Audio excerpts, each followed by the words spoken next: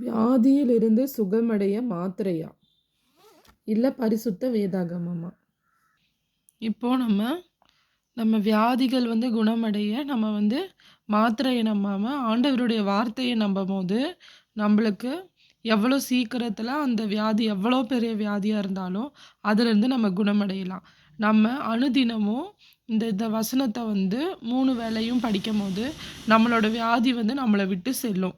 இத நம்ம எல்லாத்துக்குமே கத்துக் குடுக்கணும். ஒரு ஒரு நாள் ஒவ்வொரு வசனத்த நம்ம இனிமேல் படிக்கலாம். என்னுடைய மீறுதல்களின் நிமித்தம் அவர் காயப்பட்டு, என்னுடைய அக்கிரமங்களின் நிமித்தம் அவர் நொறுக்கப்பட்டார். எனக்கு சமாதானத்தை உண்டு பண்ணும் ஆக்கினை அவர் மேல் வந்தது. அவருடைய தழும்புகளால் குணமானேன். ஆமென். அவருடைய தழும்புகளால் குணமானேன். இயேசுவின் தழும்புகளால் குணமானேன்.